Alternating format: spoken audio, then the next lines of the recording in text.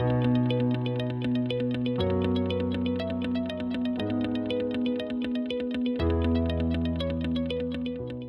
everyone. I hope this finds each of you so very well. Today, I'm speaking to you from my studio in West Orange, New Jersey.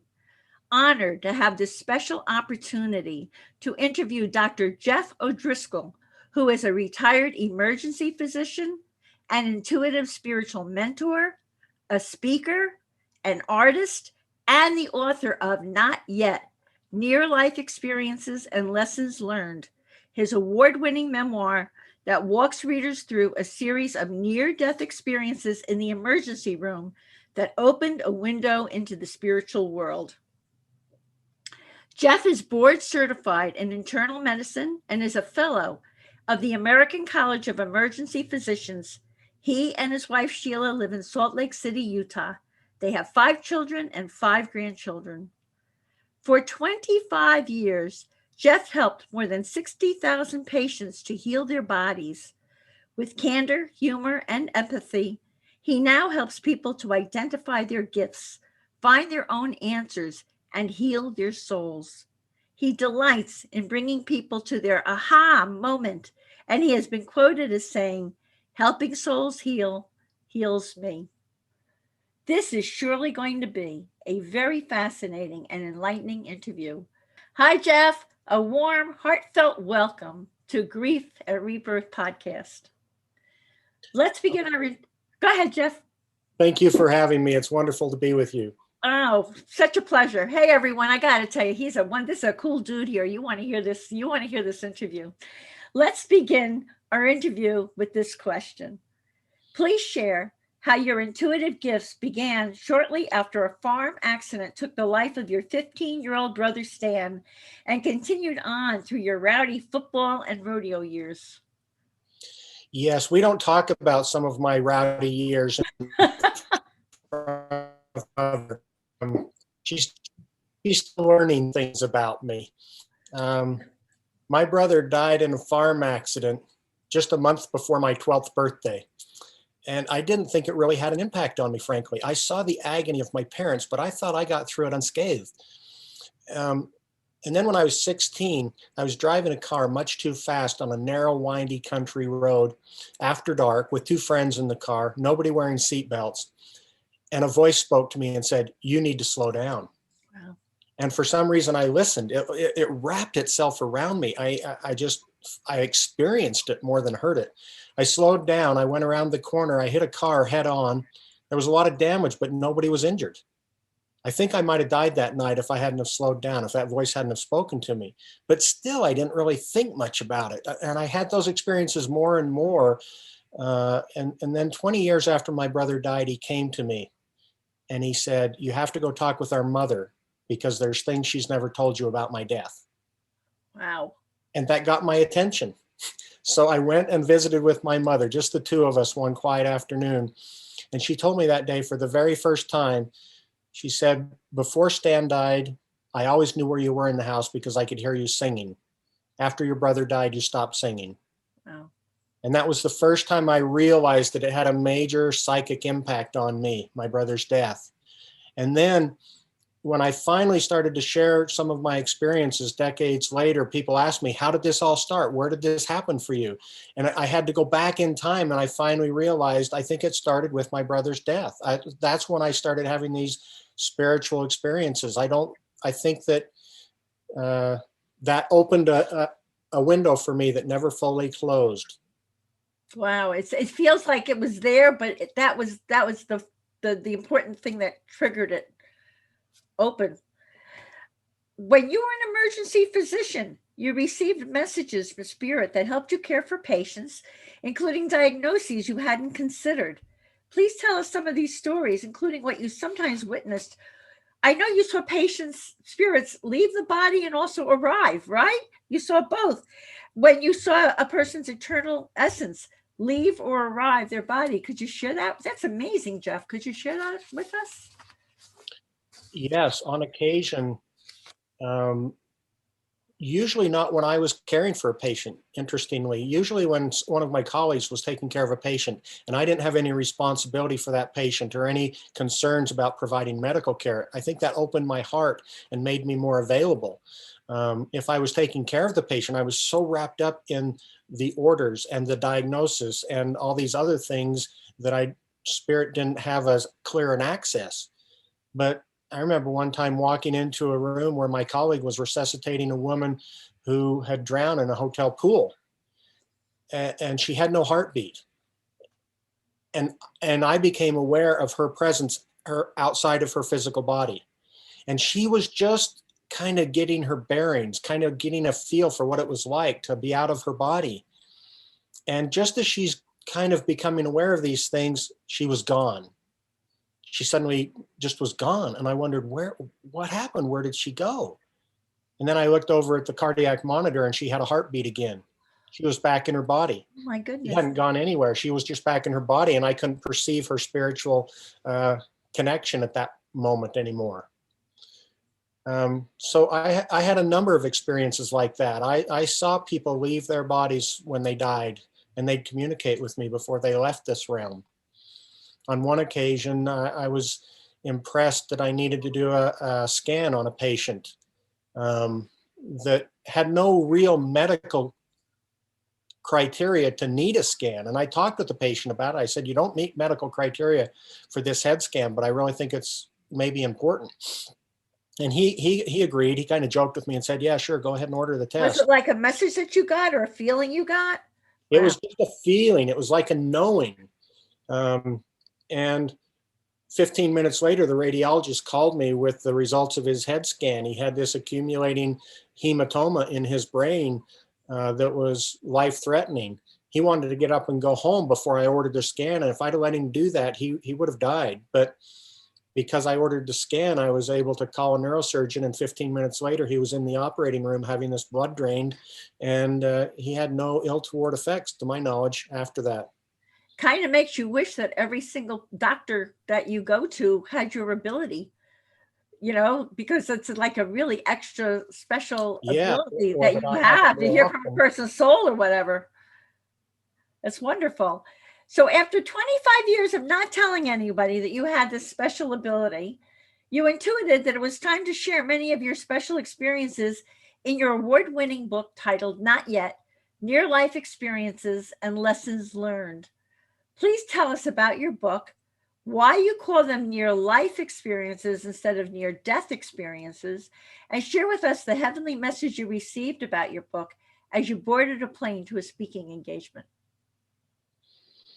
6 months after I stopped seeing patients, I woke up one day and I had this knowing in my soul that it was okay to start sharing. It had never felt right to share my experiences prior to that time. When I started to share with a few selected individuals, I could see how reassuring and validating it was to them. 6 months later, I'd written my book. Wow. I call them near life experiences because I have a lot of friends in the near-death community, in addition to my own experiences. And everyone agrees that when they're out of their body, when they're in their experience, they are closer to life than they've ever been. They're more alive. It's more real than anything they experienced in their body. They're closer to their ultimate life than at any other time. And that's why I call them near life experiences. Would you say that's because all the illusions are stripped away? That yeah, they're in touch with the reality of what this world, what we're all about, as opposed to how we're conditioned while we're in the body?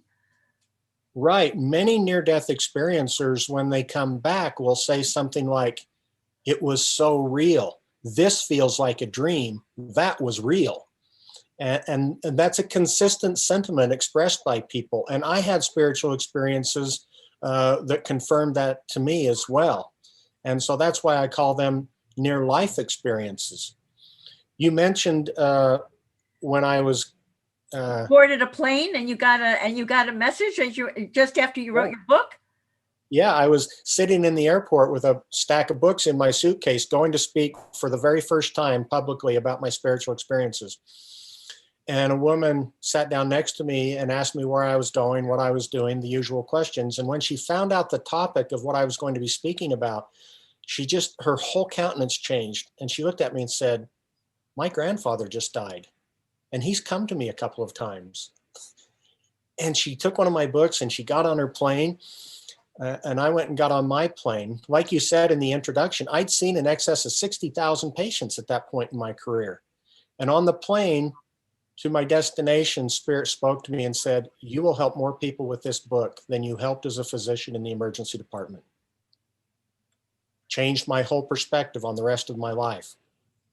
It's an amazing blessing also, because for me with the podcast, Jeff, and I know you feel the same way, you have a life mission now, and you're really helping. This is helping so many people.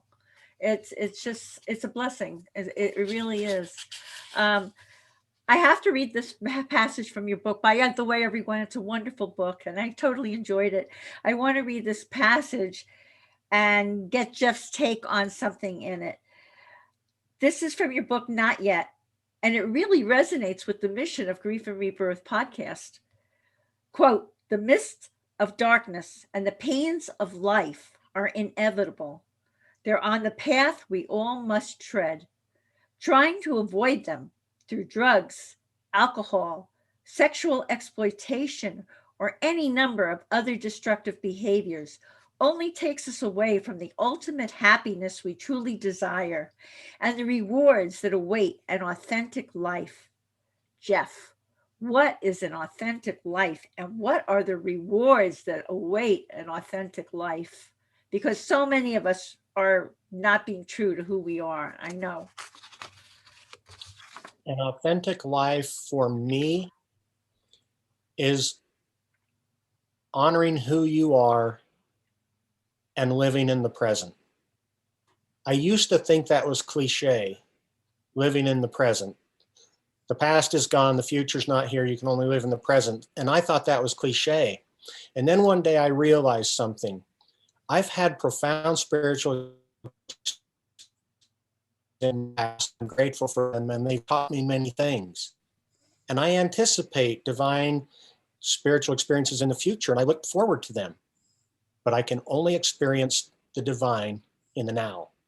That's the only time I can come into the presence of Source. And we spend so much of our lives laboring to become something. The world would have us believe that we're becoming something. And the problem is we spend so much time becoming that we forget to be what we are right now. And part of what I've learned in my path, in my journey about an authentic life, is we are eternal souls of infinite, unchanging worth. And it's important for us to live from that perspective, making decisions about and from the perspective of who we are, not who we think we're becoming at some time in the future. But that said, who we are can also change and transition through time as we learn more and we become more and more enlightened, right? But it's sort of like an acceptance of who we are in this point, not negating the fact that we can continue to grow. Right. We continue to grow, we continue to progress, and we may be a completely different person a month or a year from now. But we shouldn't allow that possible anticipation to rob us of experiencing what we are now, who we are now, and what we can experience in the present. That makes a lot of sense. And you also state in your book that we can ease one another's burdens simply by forgiving one another, that we should give that gift freely and earnestly, and we should give it more often. And we should also learn to forgive ourselves. That's a biggie. Please speak to us about the importance of forgiveness, not only to others, but also to ourselves.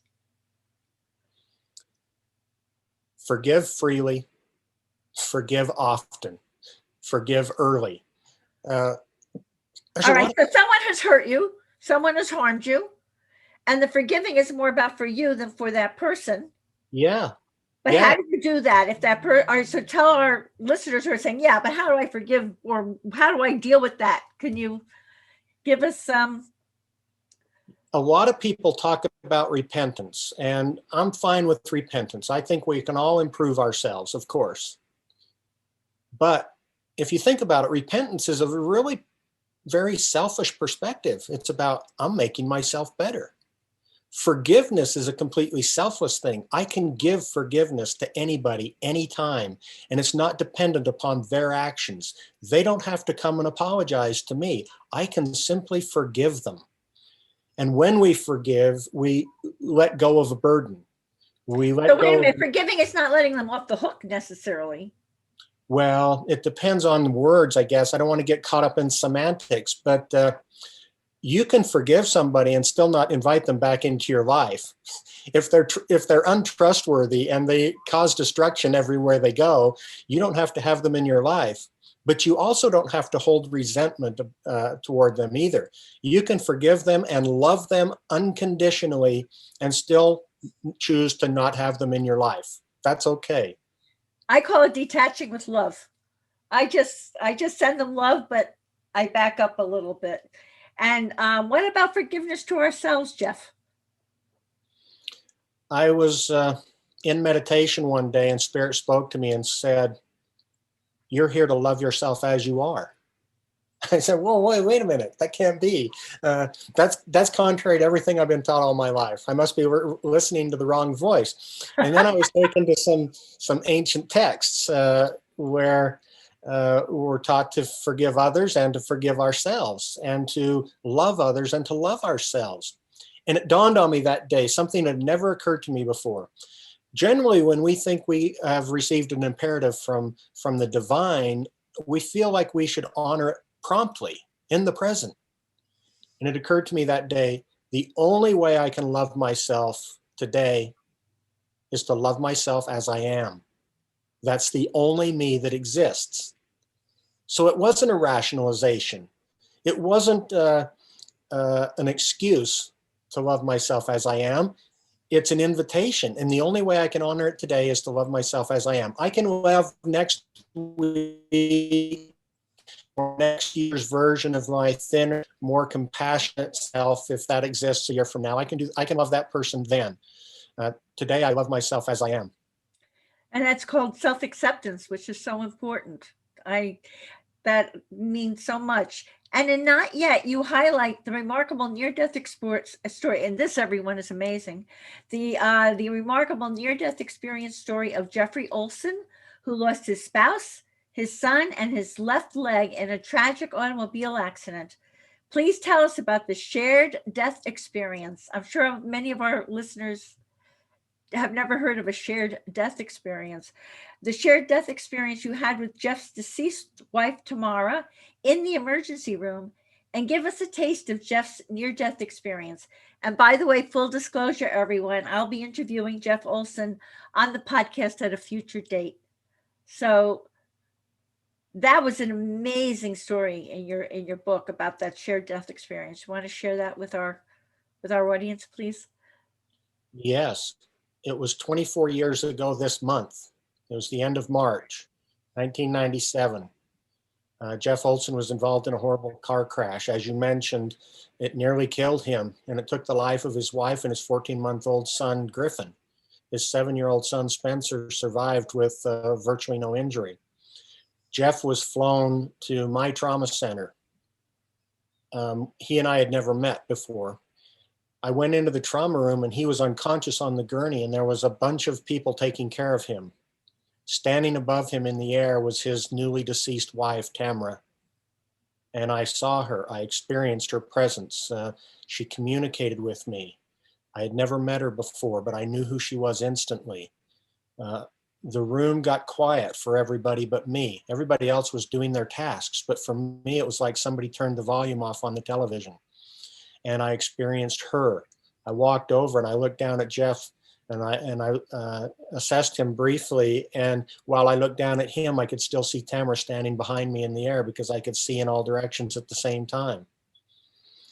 I sent him off to the operating room. I never expected to see him again. I went home and wrote one sentence about it in my journal and went to bed. And then a month later, a nurse who also had a spiritual experience that night in the trauma room grabbed me by the arm and insisted, she drugged me to Jeff Olson's hospital room and insisted we tell him what I'd experienced. And I reluctantly shared it with him. And it was at that time he wept and proceeded to tell me how he'd left his body at the scene of the accident before he was even extricated from the car. And he'd experienced Tamara as well in the air above the accident. And she said, "You have to go back and raise our other son." And he and I have been Oh, dear I'm getting friends ever chills. since. That's quite a story. Wow. So we've been dear friends ever since. We still speak together often. In fact, we're speaking in a thing tomorrow together.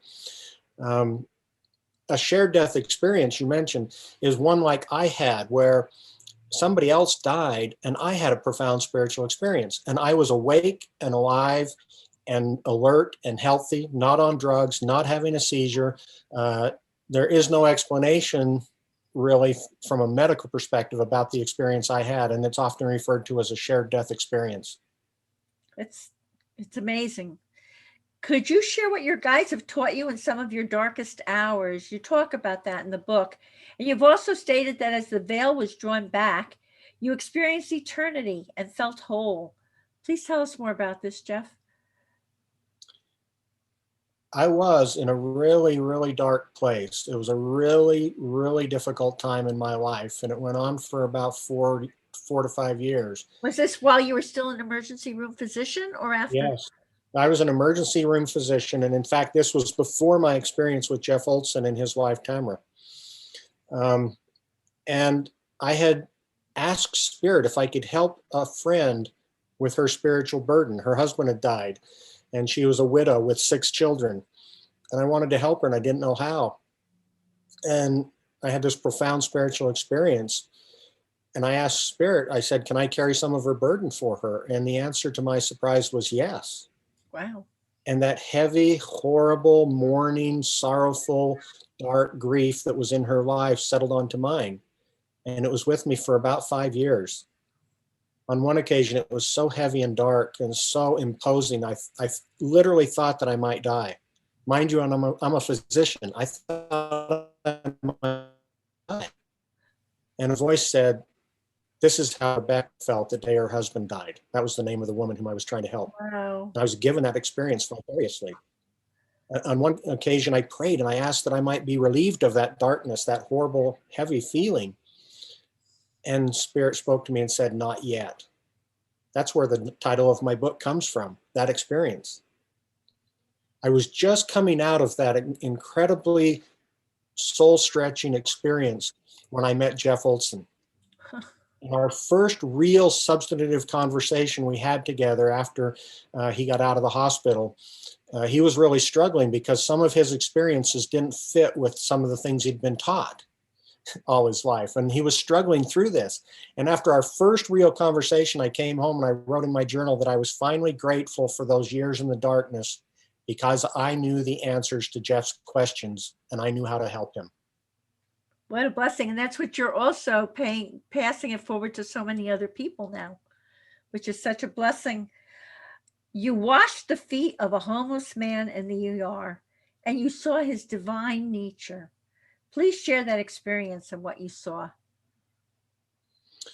It was winter time. It was cold outside. There was snow on the ground. This gentleman had holes in his shoes and his feet were in rough shape. He was disheveled. He had tattered clothing, long, unkept hair, beard. He struggled with addictions. He was the opposite of everything the world defines as success. And you need to provide good care to somebody's feet when they're in that condition to prevent real serious, You long-lasting just injury. came upon him. He was just sitting outside the hospital or whatever. No, he was a patient. I walked He was into a patient. I walked into the room and there he was on the gurney. We were the only 2 people in the room. I filled a wash basin full of warm water and put some soap in it and sat down at the foot of the gurney. I removed his shoes and took off the last threads of his socks, and I proceeded to wash his feet. And something miraculous happened. That veil, everything temporal and physical, it was all drawn aside, and I saw who he was. I experienced his divine nature. And I'm not exaggerating when I say I was in the presence of God. I went in there thinking I was going to minister to this man.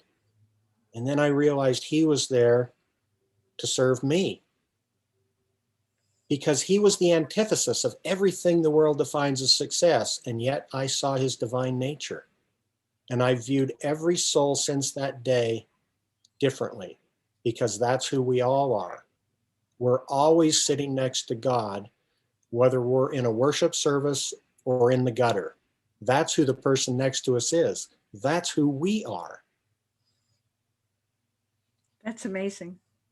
It's beautiful. You state that love and empathy are real and eternal.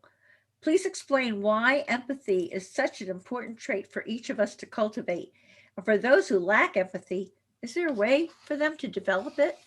I could think of quite a few people in this world who need to develop some empathy. When I was in that really horrible time in my life, when I was carrying that burden, that spiritual burden for a friend,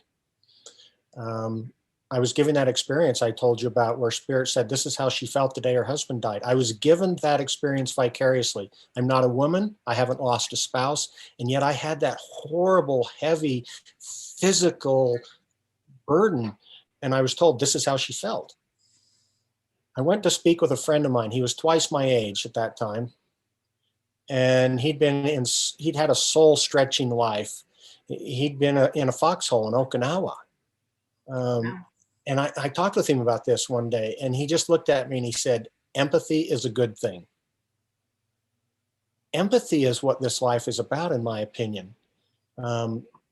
When we learn to experience how others feel, when we have empathy for them, all judgment stops and we become one. And I think that is the ultimate purpose in our existence in this realm, is to learn to love, to have empathy, to become one. Makes total sense to a girl who got pulled out of a car with the words, be loving and kind to everyone, echoing in her head. You mentor clients in 10 countries on 5 continents, helping people to become their most authentic selves. When did you begin to know that you exist to help souls heal? Please share a story of someone you've mentored, how that person's soul healed, and the difference your mentoring made in that person's life. Because I bet you a few people are going to want to talk with you after this interview. So let them know what is that like? When I first published my book, people wanted to get together and visit with me about the book. And we'd have these long conversations about the book. And quite unexpectedly, during those extended lunch times, I sometimes would be given messages for them, or I would discern their spiritual gifts, sometimes gifts that they weren't even aware that they had.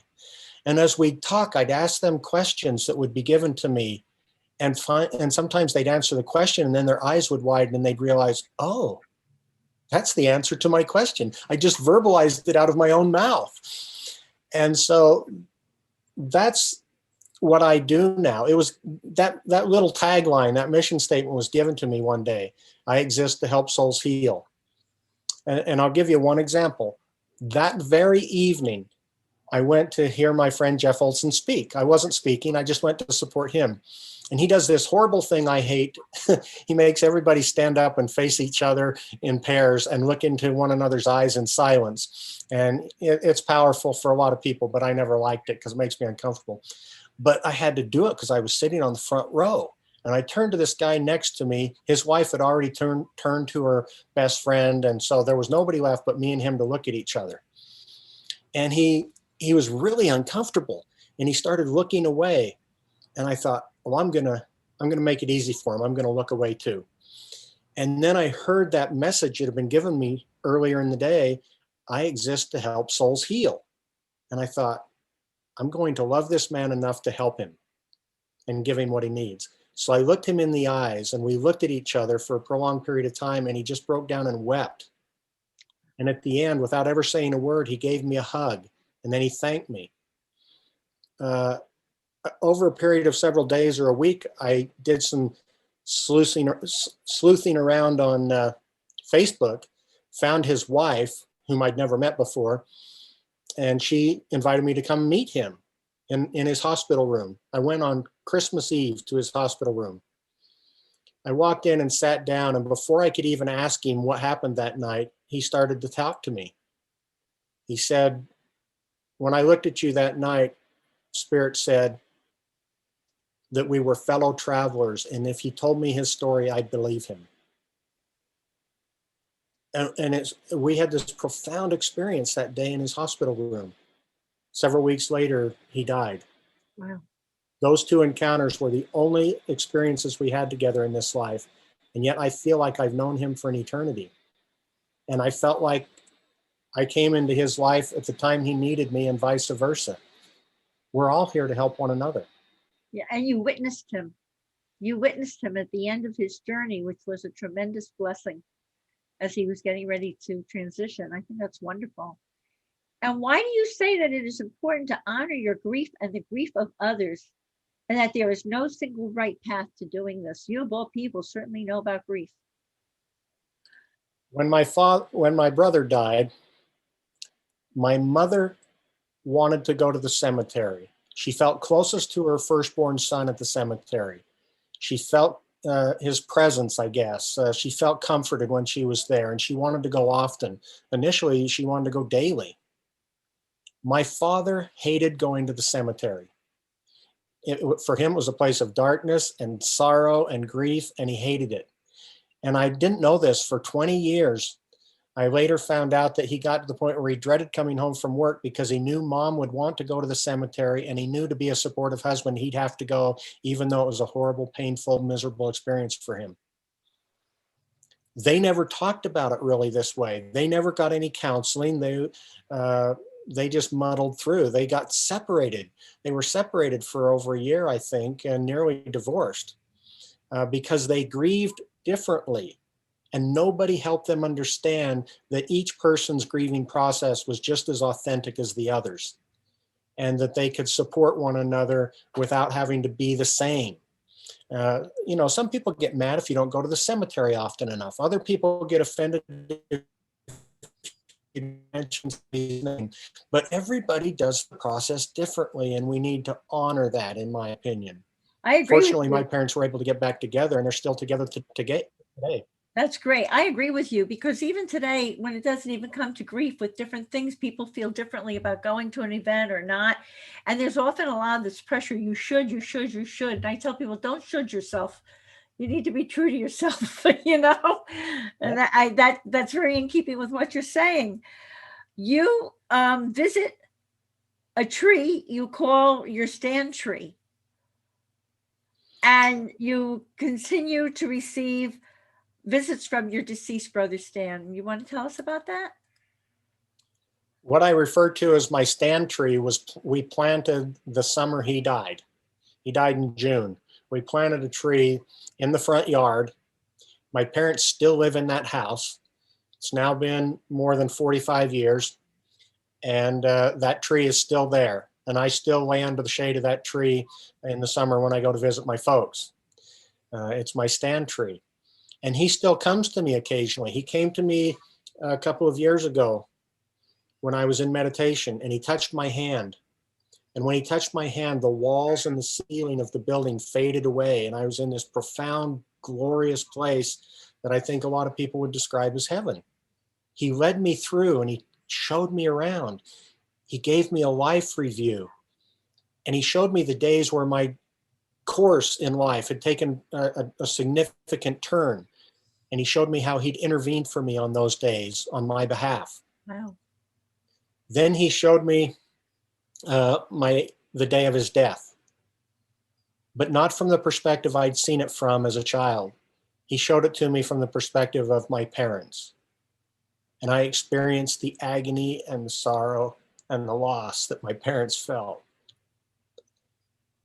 And then he looked at me and he said, "Go tell our parents not to be sad anymore. Tell them I'm fine, and I want them to be happy when they talk about me." Wow.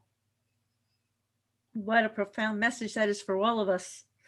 And I actually can relate, because that is what I get often from my husband. That is They really want you to be happy when they're on the other side. So everyone, Jeff has also written some other interesting books. I'm going to get him to talk about them. He has a novel called Who Buried Achilles?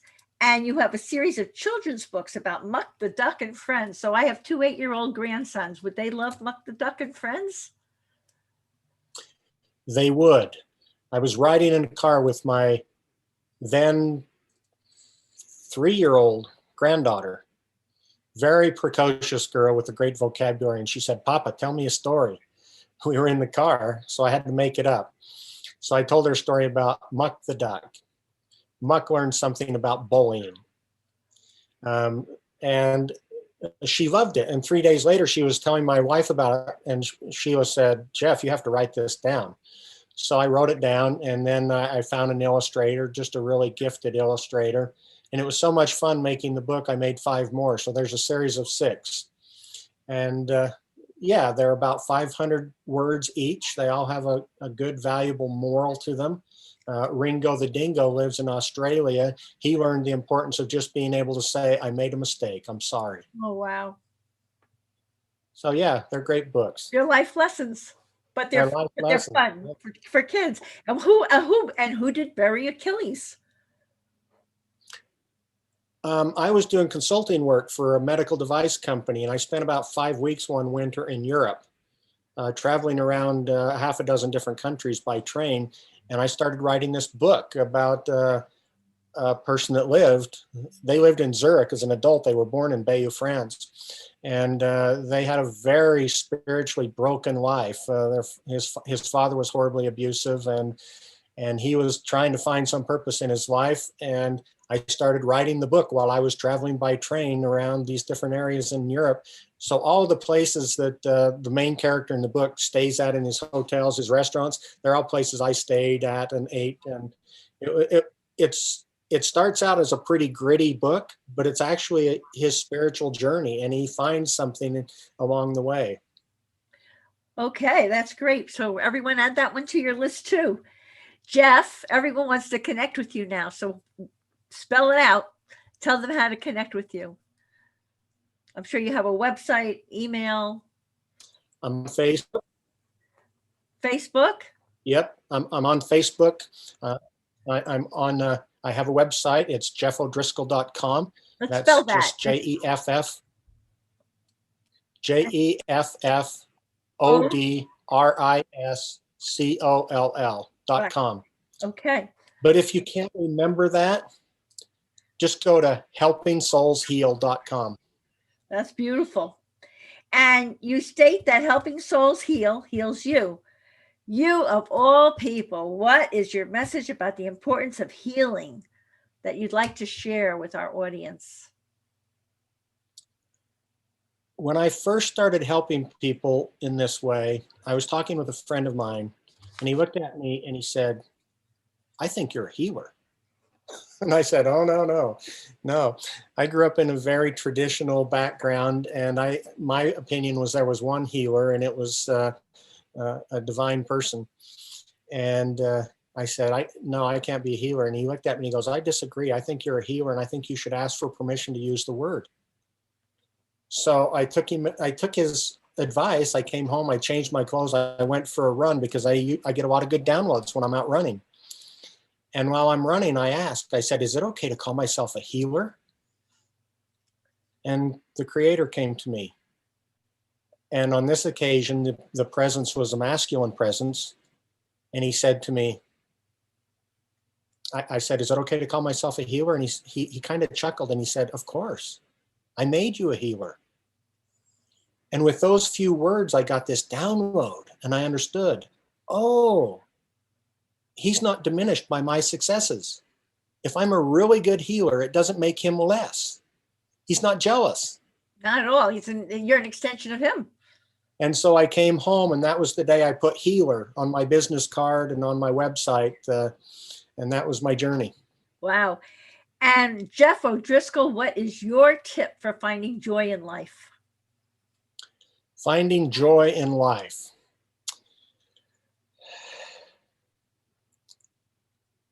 I think I've already said it. Finding joy in life is realizing that you're exactly where you're supposed to be, doing exactly what you're supposed to be doing, and that if you love others, you are love. It's not about experiencing love, it's about being love. And that was a long journey for me to get there. It's a long story, too long to share right now, but it's about love. And love is joy. And love is why we're here. I was getting ready to speak to a large group of people one day, and I was wondering about the message. And I take these things very seriously. I said, what is the message? A voice came to me and told me three things very clearly. Tell them they're enough. Tell them they're divine. Tell them they're loved. That was the message. That's joy. That is joy. That's beautiful. Jeff, you transitioned from saving lives in the emergency room to becoming an inspiring spiritual mentor who helps people to heal their souls and rebirth themselves.